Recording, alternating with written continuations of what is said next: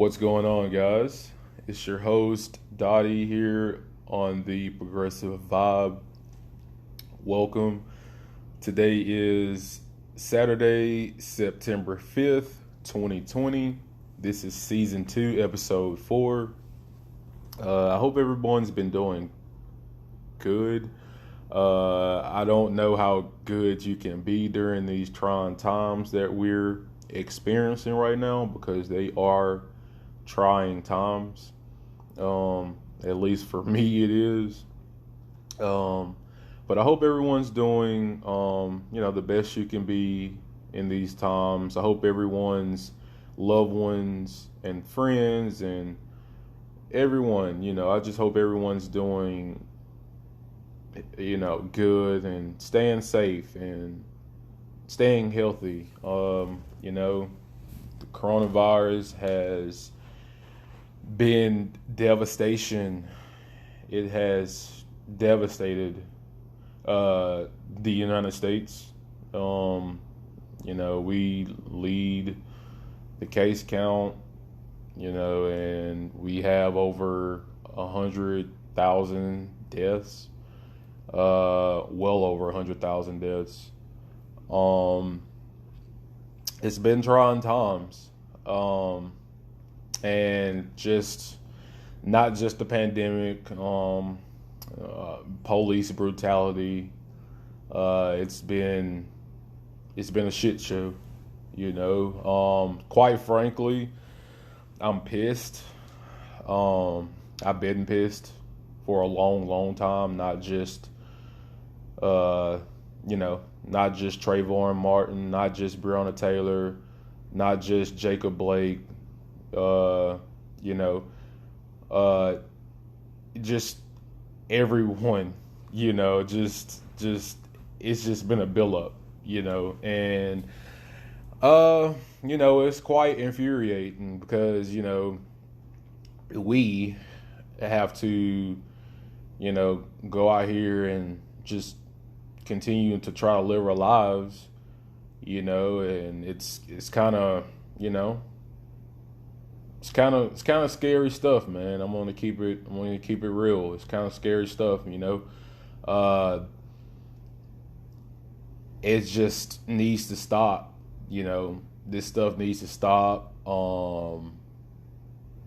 It's time for some change, some actual change, some permanent change, and that means fixing this broken damn system that we have in this country, because it is broken.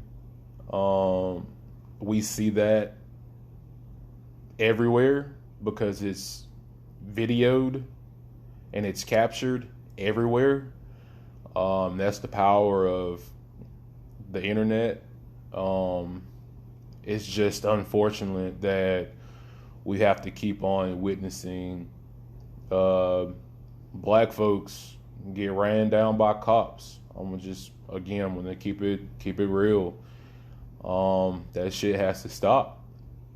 And you've seen it pierce the sports world. I'm a big NBA fan. The NBA has stepped in and have done their thing. They've contributed. Shout out to them. To me, they've been my personal opinion, they've been the sport, the organization that has taken the bull by the horns, and it seems like it's working slowly but surely throughout the other sports organizations, such as the NFL, such as MLB, such as NASCAR, such as NHL, and so forth. Tennis, golf, college football. I'm a big college football fan. And it's even made its way through the college football program and I couldn't be more happy because it's time to have that talk. It's been time to have that talk. It's just now the world's more open-minded, even though we still have a long way to go. Obviously, it's a lot more diverse, and the generation, mine, which is the millennial generation, some of us are trying to push for a better change. I'm not going to say all of us, some of us. And the generation that's after us and the one after that, I just think that they're going to be the progressive change that this country needs, because they don't see color. They've been witnessing stuff play out as they've been growing up, such as this coronavirus, how we've handled that. It's crazy, it's crazy. Kids are going back to school early.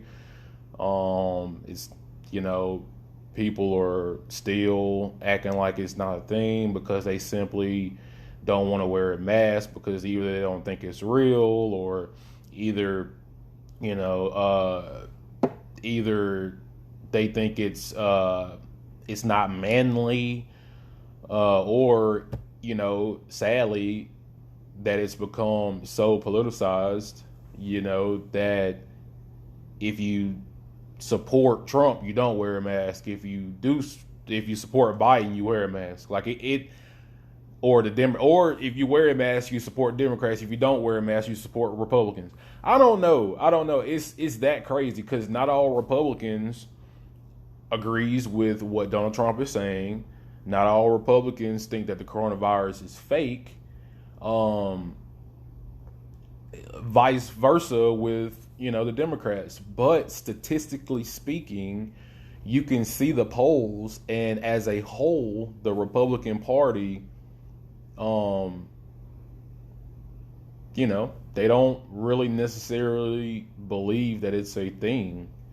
Now, the recent polls that I did view, they have went in a better direction, with meaning they're, been more supporting of taking, at least wearing the mask and stuff like that.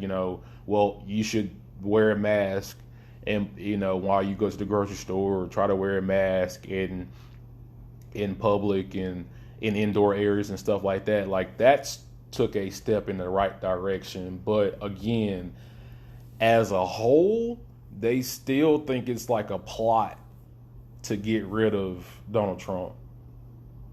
You know what I mean? And I don't know what to say to those people. Honestly, I'm quite frankly exhausted even explaining that stuff. Again, I'm going to keep it short and simple, guys. I believe in science. Whatever the CDC says, I'm going to try to follow those precautions that they lay down. And unfortunately, you got Donald Trump, going against the CDC, changing guidelines, and saying that things are okay, that it's okay to send your kids back to school, that it's okay to, go eat inside restaurants and not wear your mask, or not be 6 feet apart, or, it's okay to play, college football. You know what I mean? It's okay to try to make everything look normal again, because you want to be reelected. If everything's going back to quote unquote normal, then that helps your shot at being reelected, because that plays in your hand. If things are normal, then I must be doing a good job, right? Nah, not right. Things are not better. Things are worse. And again, we need change. Now, I want to go ahead and set the record straight before I actually get into the segment of which I wanted to talk to you guys about. which is how to how to vote by mail, how to vote by mail in my state, which is Alabama. But before we get into that, I want to set the record straight about Biden. Okay? Biden was not my candidate. He was not my choice. My choice was Bernie Sanders. And if you want to, I'm just speaking to the folks out there, not necessarily you guys, my listeners, but the folks out there that says this. I don't care if it sounds radical. I don't care if it's too social. I don't care if you label me a socialist. I don't care. I'm going to press for change. I'm going to support candidates who support change, who press for change. I'm going to support candidates who are ordinary people, who are not bought off, who are not corrupt, who is fighting the good fight. AOC, Rashida Tlaib, Ilhan Omar, Cori Bush, Ed Markey. I can go on and on. Bernie Sanders, obviously. I will say Andrew Yang. I'm supporting candidates who are trying to not only talk about policy, which is so important, but who is out there fighting for change with the people, who are stressing to their leaders in office, who they voted to put them there, to provoke them change, to give them change. It is just infuriating that we've sitting up there and gotten so used to like this eye candy of these like labels of D and R, and red versus blue and south versus north, and it's like what the majority of people want. I see polls all the time. That's these popular ideas that, I'm gonna keep it real. It's the Democratic side that's putting up these policies now. Now, I'm gonna keep it real. All the Democrats aren't looking out for their constituents. They aren't. But the progressive side is on the Democratic side. It's not on the Republican side. And I am a progressive, so I'm going to naturally lean to the left, which is the Democratic side. I'm going to be a leftist, as they say, a leftist. And so, again, if you want to call me radical because I support AOC's Green New Deal, if you want to call me radical because I support Bernie Sanders' Medicare for All, if you want to call me radical because I support Andrew Yang's UBI, Universal Basic Income, then by all means, think what you will. The people have spoken, because if you look at university polls, if you look at, excuse me, I'm sorry. I just wasted water all over my shirt, guys. I was trying to see. That's why I get too hyped, and I can't do two things at once. So let me just put my water bottle down. But anyway, to finish that thought, these polls, these are official polls that's saying the majority of folks want Medicare for all. The majority of folks want universal basic income. The majority of folks want to increase, not decrease, social programs. The majority of folks want a cleaner country, cleaner earth. So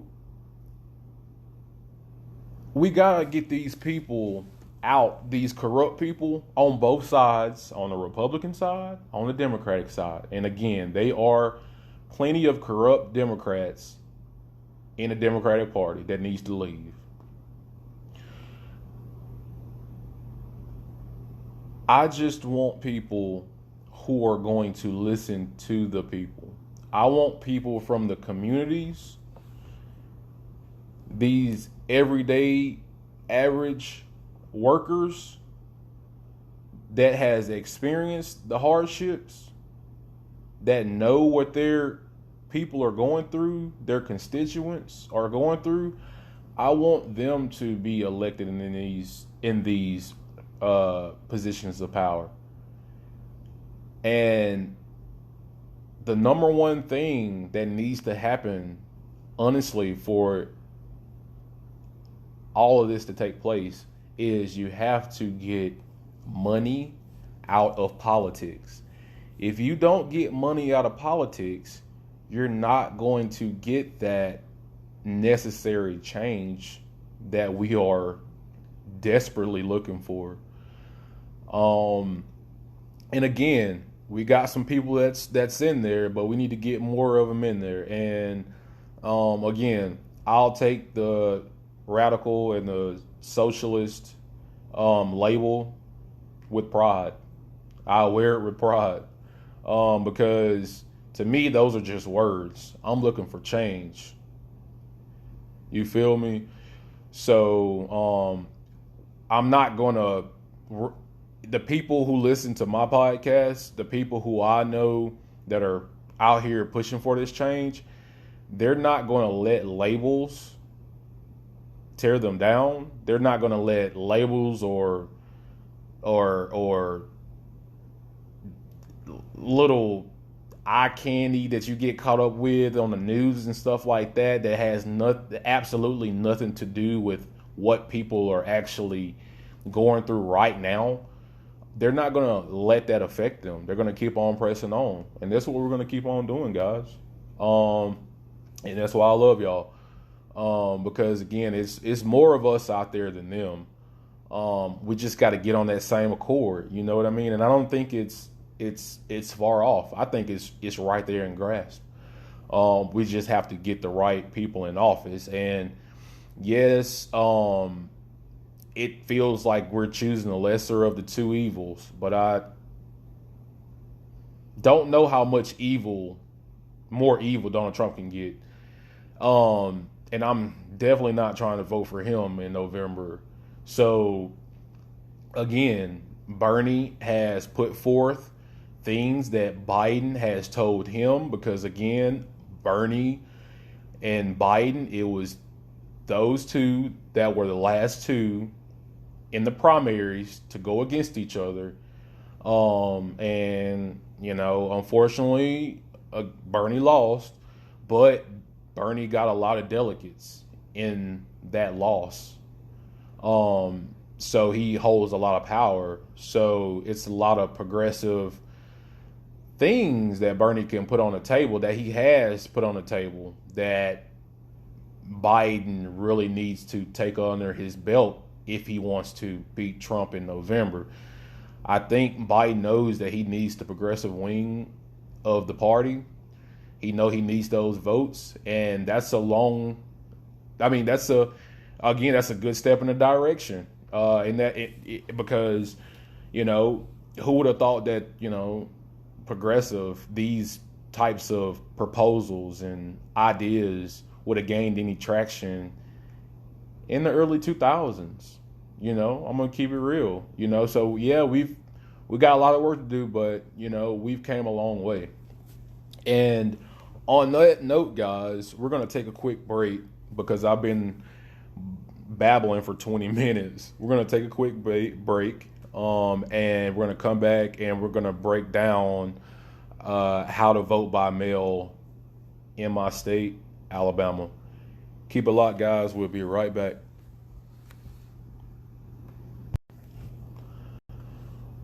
Hey guys, it's Dottie here. We're back on the Progressive Vibe. So, as I was saying in the previous segment, I wanted to get into how to vote by mail in Alabama. It's a tedious process to say the least, but it is a process in which you can do.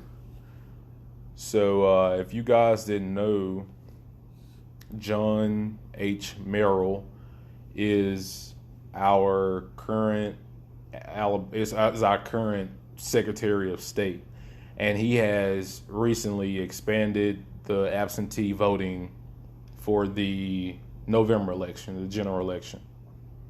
The state is allowing any qualified voter to apply to vote absentee. So, meaning you have to get an application for the absentee ballot. So the Alabama's absentee voting does require an excuse, but due to COVID-19 and everything that's transpired, every Alabamian can use the excuse physical illness or infirmity. So you can use either two of those to vote absentee. If you have or can get access to a printer, guys, you can download and print the vote by mail application, which is the absentee application, at www.sos.alabama.gov/Alabama-votes/absentee-ballot-applications. And again, that's super freaking long, but that is the direct link that'll take you to the website. That'll take you straight to what you need to download. And let's see. If you guys want to see the link, I will post it on my Twitter or Facebook page. After viewing it, you should be able to just click the link and it should take you directly to that information. So again, that's a long freaking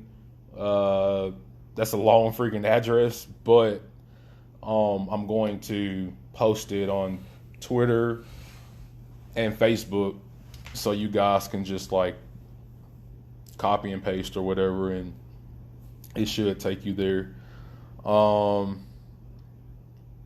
If you can't get access to a printer though, or get a copy of your photo ID, because that's what you're going to need for the absentee vote ballot, not the application. So the application I got right here actually for the district I live in, or the county I live in. It says right here, application for absentee ballot. It's just going to ask general voter information such as your last name, your first name, your middle name, your email address, street address, city, state, zip code. It's going to ask the precinct where you vote. So that's the name or location of your polling place. It's going to ask for your date of birth, your home or sale or your work number, It's going to ask for your driver license number, the state which is issued. If you have no driver license number, it'll ask for your last 4 digits of your social security number. And the next section it has for all registered voters. It says, I hereby make application for an absentee ballot so that I may vote in the following election. Obviously, the general election, that's the one that's coming up, but they also have like the primary runoff election, the special election, and so forth. And it also has, I'm applying for an absentee ballot because, and again, Secretary of State said due to COVID that you could use the excuse physical illness or infirmity, and that should give you that or grant you that access to receive your official absentee ballot. Let's see. I wrote some stuff down I wanted to tell you guys too. So if you can't get access to a printer so you can print out your application or a copy of your photo ID, you can reach out to your county's absentee election manager and request that they send you an application.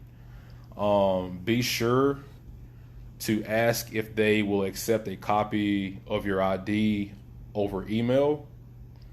The contact info will be under the same website I stated earlier, and it's http://www.sos.alabama.gov/absentee-ballot-applications.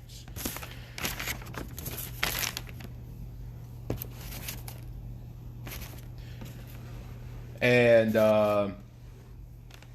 guys, and to build on all that, I just wanted to kind of run by some key points on that too.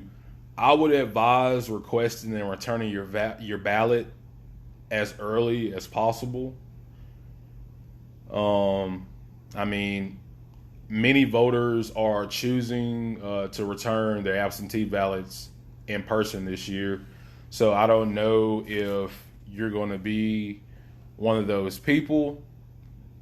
To do that, deliver it to your local absentee election manager by 5 p.m. on November the 2nd. That's 5 p.m. on November the 2nd. Deliver it to your local absentee election manager. If you need finding your local absentee election manager, here's the website address to do so. It's https://www.sos.alabama.gov/city-county-lookup/absentee-election-manager. And again, I'm going to post all of this. I'm going to post that address as well as the previous one on my Twitter page and my Facebook page. And again, if you want to reach out to me personally, you can send me an email or you can DM me, and I can just like copy and paste the information really quick to you that way too, if you don't see it on my timeline.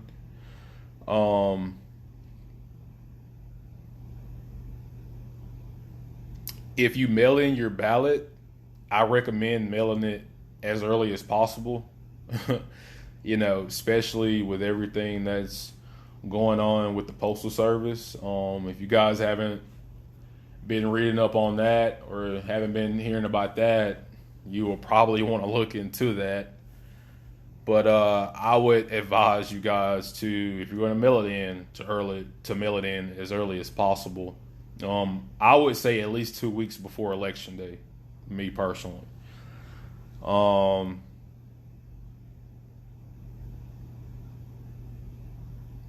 and again, to elaborate on what I was talking about earlier about uh, the whole, where is it? Qualified voter. About that. Some might call Alabama's law a strict photo identification law.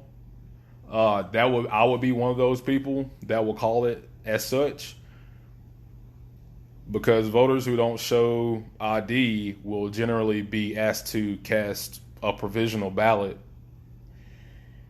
and then they must bring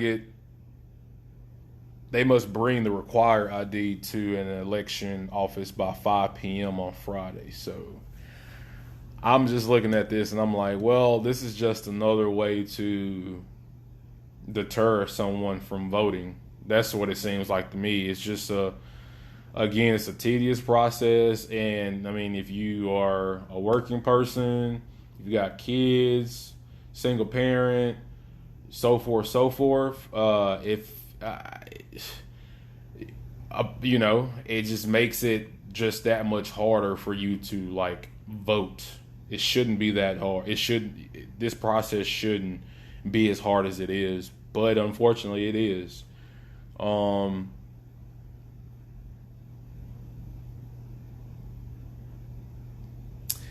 I was looking at this other thing. It said that I was reading. It was saying, however, there is an alternative. 2 election officials can sign off sworn statements saying they know the voter. So you got to get 2 elected officials that claim they know you and sign off on it for you to even get that. Like it's kind of crazy. It's kind of crazy. But again, that's how the laws work here in Alabama, unfortunately. I wanted to go through something else really quickly before I let you guys go. If you don't have a photo ID, you can go to AIDSalabama.org. That's AIDS Alabama.org, and download a copy of a free voter ID card. If you don't have access to a printer, you can go to your local board of registers and request you receive an application. All the application asks is basic information such as full legal name, street address, date of birth, your eye color, your gender, your height, your weight, the application date of which you have obtained it, and the last step, which is to me ridiculous, but again, it's just like the way things are set up here in Alabama. The last step is having any documentation showing your name and address, or showing documentation showing your date of birth. And you got to do that just to request a free voter ID. If you can't, if you don't have access to a printer, if you can print that stuff out, it should just be a step-by-step process to get a free voter ID card. And again, you can get that photo ID card, the free photo ID card, from AIDSalabama.org, and you can use that to vote absentee. So again, to put it pretty much short and sweet and simple to the point, you can print your application absentee ballot out. You don't need to have a photo ID or anything like that to send that off in the mail. You do, however, need your driver license number, or if you don't have that, you would need your last 4 digits of your social security number. After you send that off, once you receive your official absentee ballot, then you would need some type of photo ID.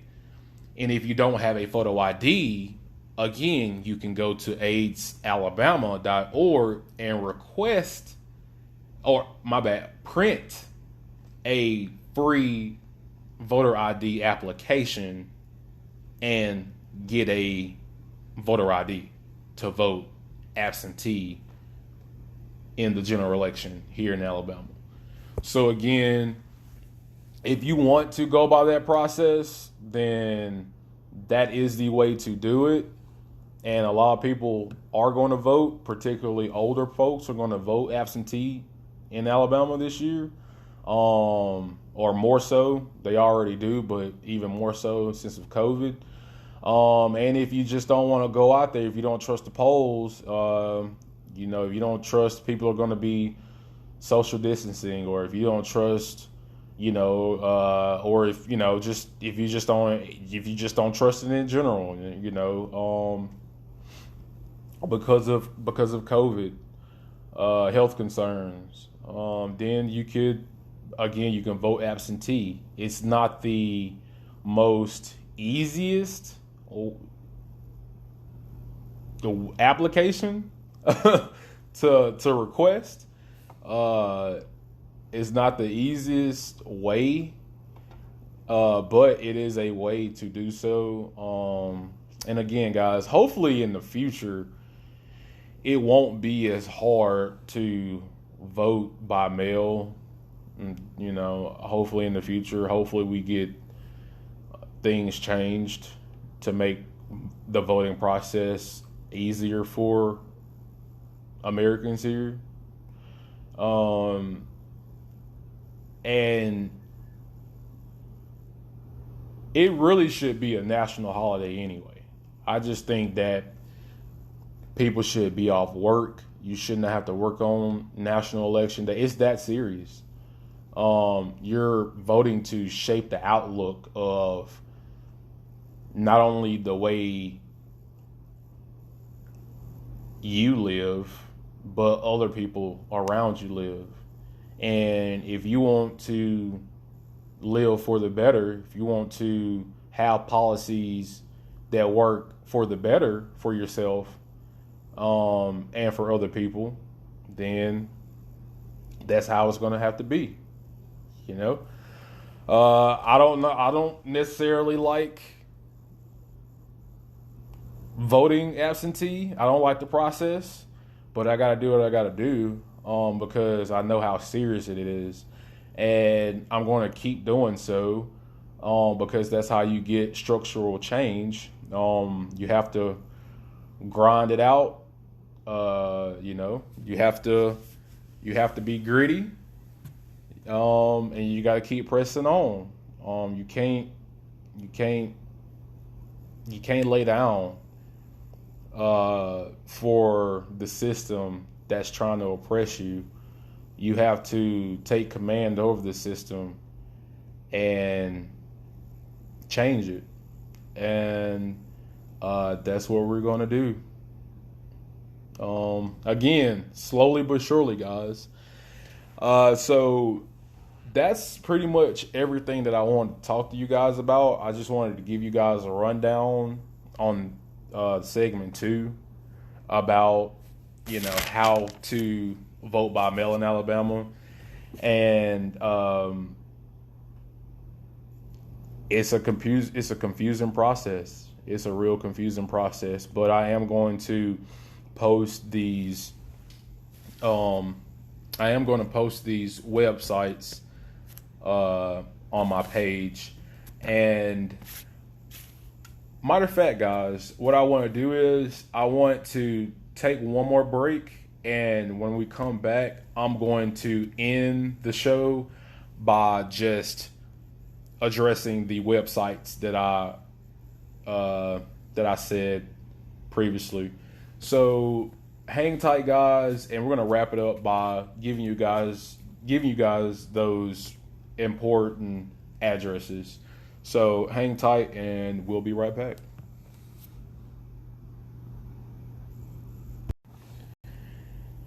Hey guys, it's Dottie here. We're back on the Progressive Vibe. So I just wanted to wrap up the show by giving you guys the addresses that I stated previously. So for the application for the absentee ballot, the website address is www.sos.alabama.gov/Alabama votes absentee ballot applications. If you can't get access to a printer, your application, or a copy of your photo ID, again, reach out to your county's absentee election manager and request that you send an application. Be sure to ask if they will accept a copy of your photo ID over email. The contact info will be the same as the address that I just previously stated if you need to get that contact information. And the final address that I gave you guys was, if you needed to find your local absentee election manager, the website to do so is www.sos.alabama.gov/city-county-lookup/absentee-election-manager. So again, sorry, I don't know that one. If you need to find your local absentee election manager, that is the website to do so. And I am going to, again, post these addresses on my Twitter and my Facebook. And if you guys want to just send me a quick little message on either of those, I can just link it to you. I can send you a link, and you should just be able to click it, and it should just take you right there. So yeah, guys. So I hope I was able to spread a little information. I don't know how good of a job I did on that, but I hope that I helped out a little bit in the whole voting by mail process here in Alabama. I'm probably going to, again, more than likely, I'm going to probably vote absentee this year due to the circumstances of COVID. But if you guys go out and vote, please be safe. Wear a mask. Get in and get out. And it might not be as easier said than done, but vote like your life depends on it, because it kind of does. It always does. I just wish that it didn't take things to get so bad for us to finally start realizing that, you know what, maybe we need to get out and vote more. Maybe we need to get out in our communities and be active and voice our concerns, and maybe we should vote in our local and state elections. That stuff goes a long way, guys. It's all about who you are getting to serve you in these, in these positions of power. You know what I mean? And so it's just really, really crucial. Even if you don't consume politics all day, every day, such as myself, I got a problem. But even if you don't, kind of just briefly, even if you kind of just brief yourself, maybe twice every week or something like that. Like, just kind of keep up what's going on in your state, and as a whole, just as a country. But it starts from grassroots. It starts from starts from the states, and it starts from um, having people serve us who are going to look out for us in our state and local elections, our mayors, our secretary of state, our governors, vice versa. Not vice versa, and etc. I meant to say. But yeah, guys, that's pretty much all I had for today. I hope you guys like the show. Thank you guys for the support. Thank you guys for continuing to tune in. I'm still working on getting my guests to come on the show. I got a guest that's supposed to be coming on the show. We're supposed to be talking about sports and politics. That should be interesting. We have spoken. It's just, you kind of just got to wing things out sometimes because, things are constantly changing and happening in our, in our lives and stuff, and things come up, and sometimes you just have to reschedule, but it is in the works, and hopefully we'll have that for you soon. It should be fun. It should be informative, and, it should be a good time. Everybody, I hope you guys have a safe weekend. Stay safe, wear a mask, and yeah, have a good Labor Day, guys. Peace out. See you next time.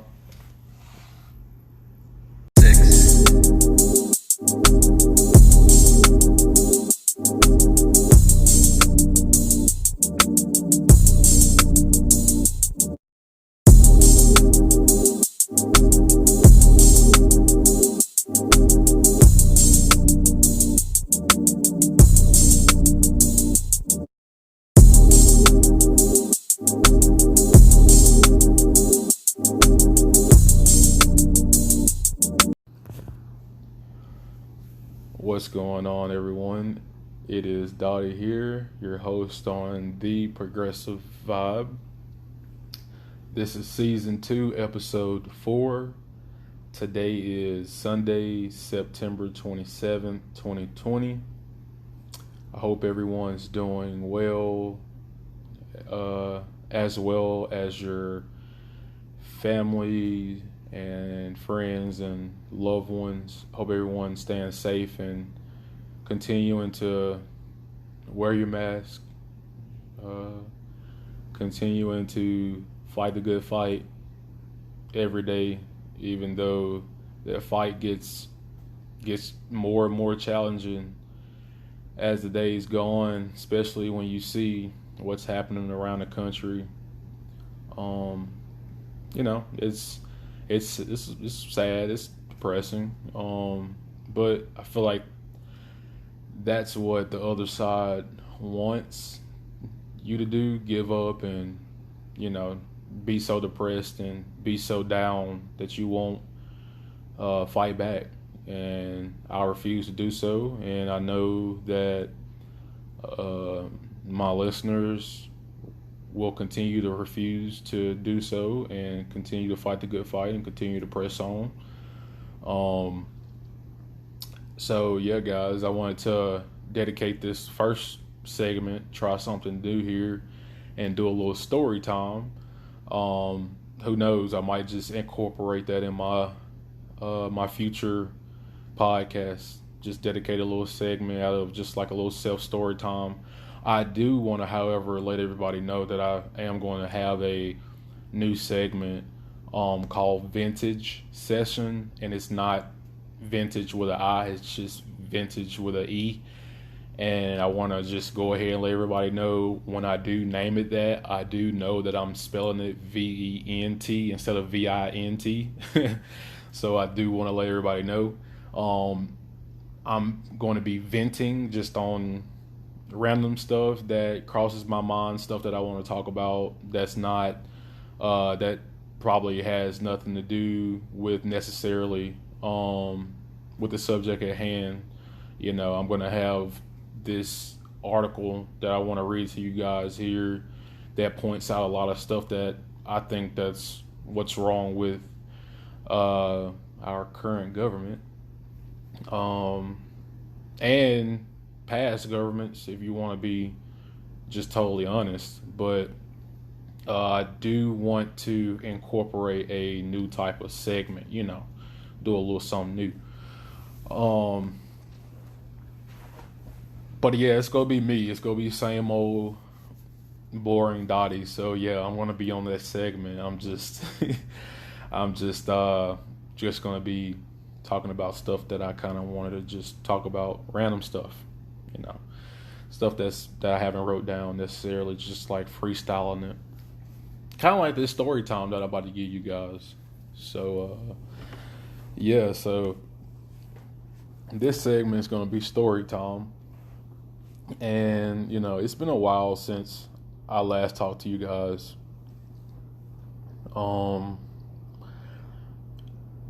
it was a reason behind that, actually. I know I'm not the fastest person to upload a podcast. I don't even have like a regular schedule that I make on, which I'm going to get into during my story time to make up for that. But yeah, guys, I live close to the Gulf. I live in Alabama and I live close to the Gulf. So if you guys didn't know or not, it was a pretty, pretty big hurricane that hit down here, Hurricane Sally, and it was pretty intense. I'm not even gonna lie to you. It was pretty intense. I was not expecting it to be as intense as it was. It kind of caught me off guard, honestly. But nonetheless, I'm okay. Everyone that I know and everyone that I'm around, they're okay. Uh, thank God. Um, but yeah, it was definitely a lot more than what I thought it was going to be. It actually changed course. Um, so that was a bit surprising, and it kind of slowed up. I think it was traveling about 5-10, which is still pretty slow, but it was traveling about 5 to 10 miles per hour. But as soon as it started hitting the area where I live in, it slowed down to about 2 miles per hour.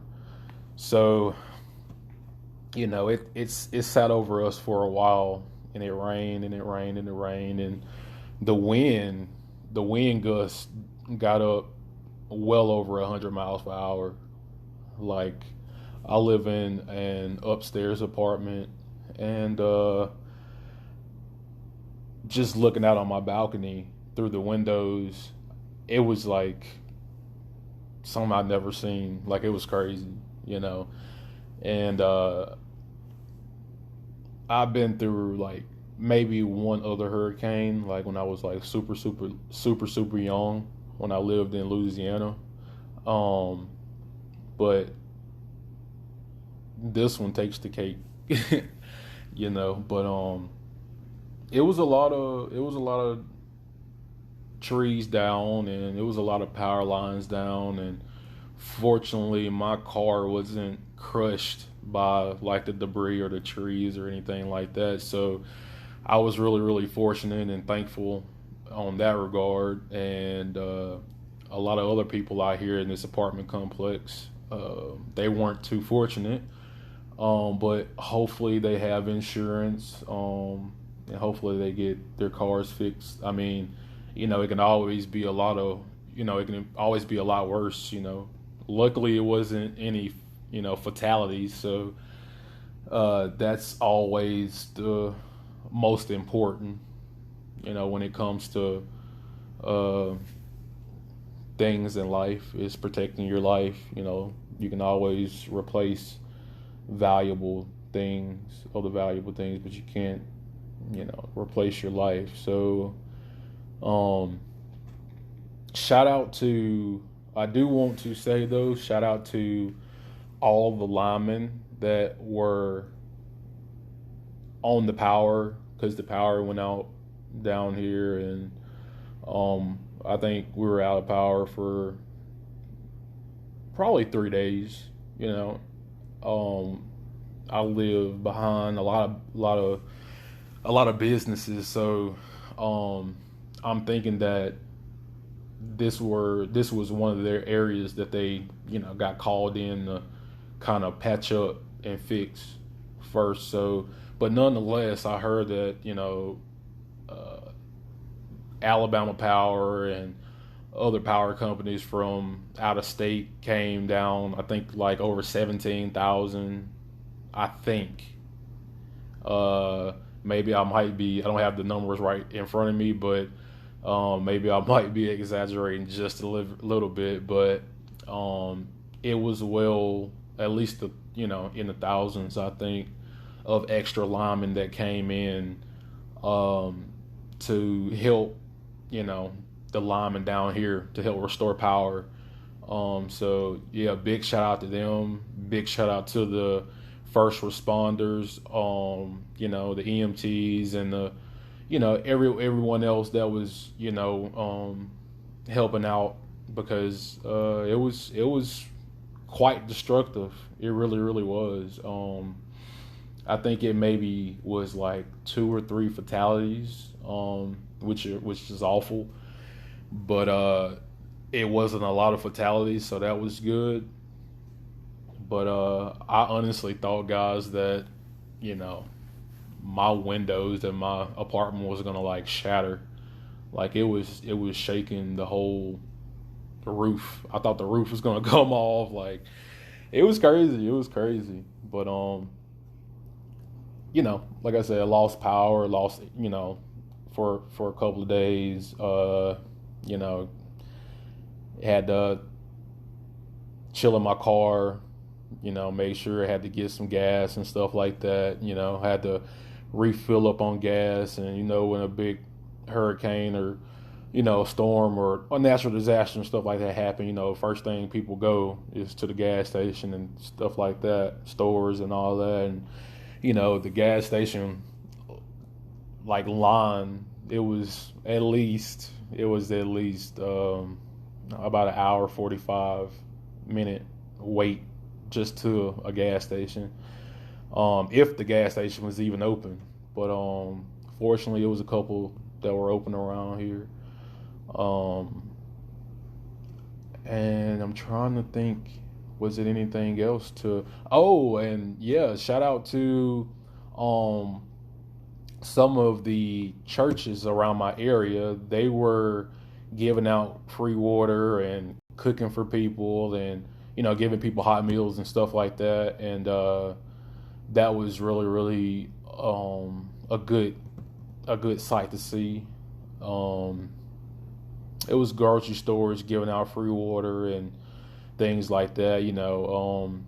Coming together and helping in a time of need, which I'm glad to see and stuff like that. People still have a little bit of humanity left in them.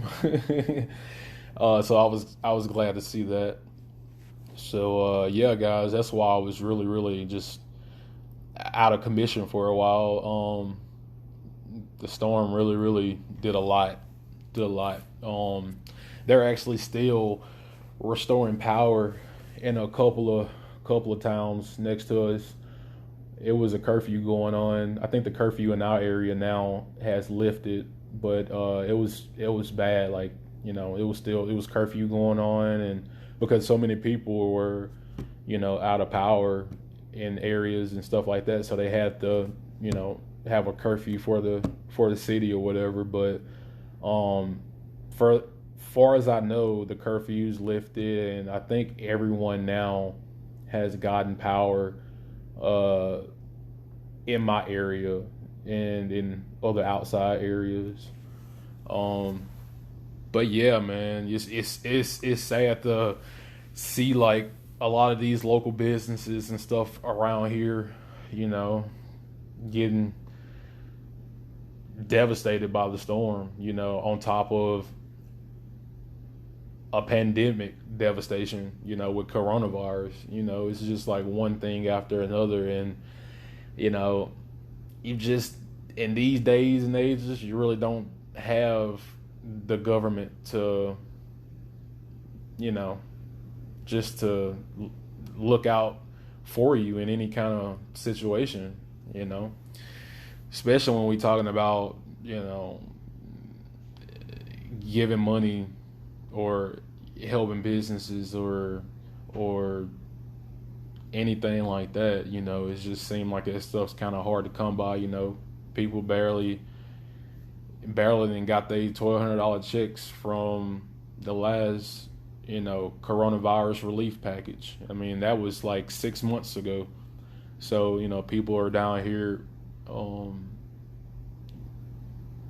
applying for FEMA, and the I've been hearing people say the transition is slow. The transition is slow. Like, I'm still wait. That's because, like, it's not really an easy process to have your government help you out in situations like these. Like, it sucks that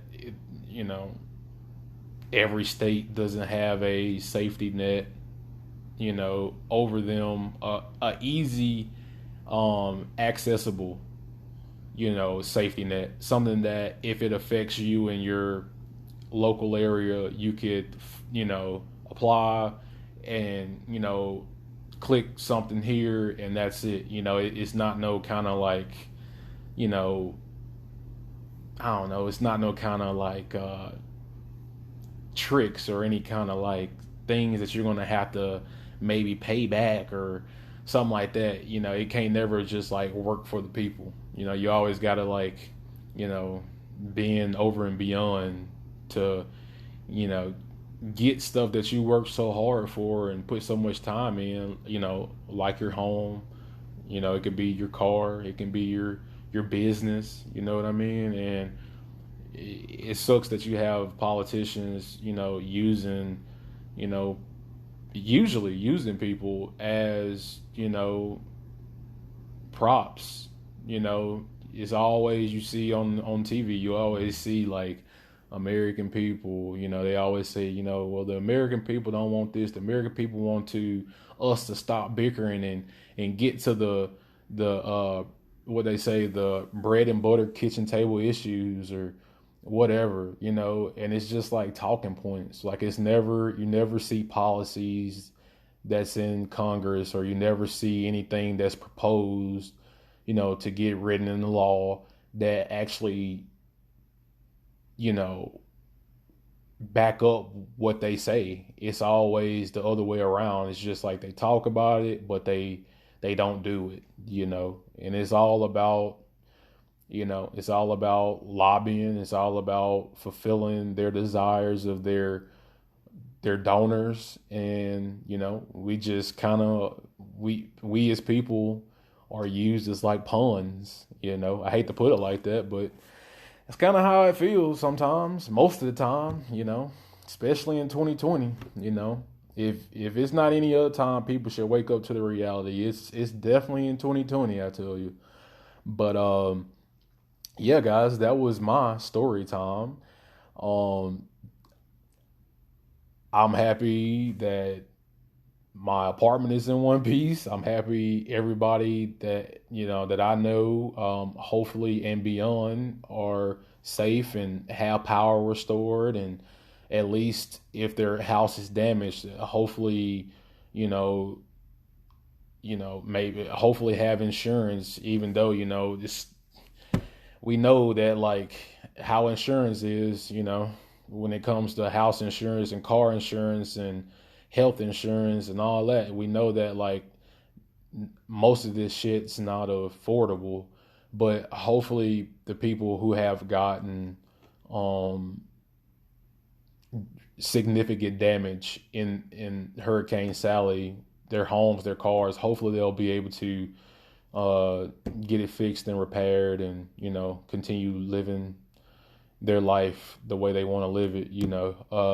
But yeah, guys, that while I was out of commission for so long, um and I want to say about my podcast schedule, I want to say that I'm going to make one every Sunday. I don't have a specific time. It was either going to be on Sunday or Sunday or Monday. So I'm thinking that I'm going to do it every Sunday. That's the plan, and that's what I'm going to try to abide by. So yeah, guys, be looking for a new podcast every Sunday. That's usually one of my days that I'm not doing anything or not too busy, and I'm off. So Sundays is what I'm going to aim for to release new podcasts. But yeah, guys, that's going to wrap up my story time. The next segment, I want to talk about this article that I found. And I want to read the article and then express my feelings toward it. And after that, we're going to do a vintage session. That's going to be the third session. But yeah, guys, stay tuned, hang around, and next segment, I'm going to read this article that I found that I think you guys are going to not only want to hear, but be pissed off like I am about it. So we'll be right back, guys.